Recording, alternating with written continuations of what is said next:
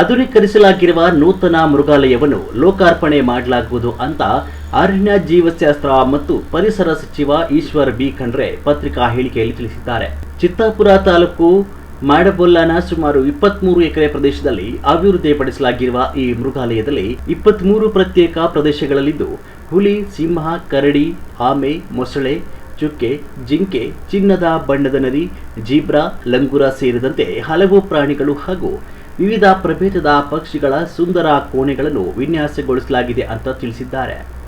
ಚಿತ್ತಾಪುರದ ಶಾಸಕ ಹಾಗೂ ಪಂಚಾಯಿತಿ ರಾಜ್ ಸಚಿವ ಪ್ರಿಯಾಂಕ ಖರ್ಗೆ ಅವರು ಈ ಮೃಗಾಲಯದ ಅಭಿವೃದ್ಧಿಗೆ ಆಸಕ್ತಿಯಿಂದ ಶ್ರಮಿಸಿದ್ದು, ಈ ಮೃಗಾಲಯ ನಿರ್ಮಾಣಕ್ಕೆ ಕಲ್ಯಾಣ ಕರ್ನಾಟಕ ಪ್ರದೇಶ ಅಭಿವೃದ್ಧಿ ಮಂಡಳಿಯಿಂದ 27.61 ಕೋಟಿ ರೂಪಾಯಿ, ಕರ್ನಾಟಕ ಮೃಗಾಲಯ ಪ್ರಾಧಿಕಾರದಿಂದ 6 ಕೋಟಿ ರೂಪಾಯಿ ಒದಗಿಸಲಾಗಿದೆ.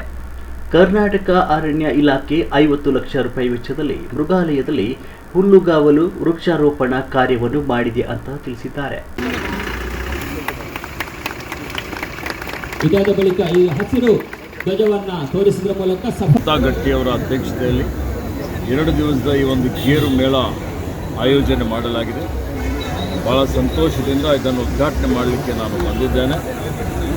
ಇವತ್ತು ಕರಾವಳಿ ಭಾಗದಲ್ಲಿ ವಾಣಿಜ್ಯ ಬೆಳೆ ಅಂತ ಹೇಳಿದರೆ ಗೇರು ಉತ್ಪಾದನೆ, ಗೇರು ಬೆಳೆ. ಇತ್ತೀಚಿನ ದಿನಗಳಲ್ಲಿ ಗೇರು, ಗೋಡಂಬಿ ಉತ್ಪಾದನೆ ದಿನೇ ದಿನೇ ಕುಸಿತಾ ಇದೆ. ನಮ್ಮ ದೇಶದಲ್ಲಿ ಬಹಳಷ್ಟು ಬೇಡಿಕೆ ಇದೆ. ಬೇಡಿಕೆಗೆ ಅನುಗುಣವಾಗಿ ಇವತ್ತು ಗೇರು ಉತ್ಪಾದನೆ ಮಾಡಲಿಕ್ಕೆ ಆಗ್ತಾ ಇಲ್ಲ. ಅನೇಕ ಕಾರಣಗಳಿದ್ದಾವೆ. ಹೀಗಾಗಿ ಗೇರು ಉತ್ಪಾದನೆಗೆ ಪ್ರೋತ್ಸಾಹ ಕೊಡಬೇಕು.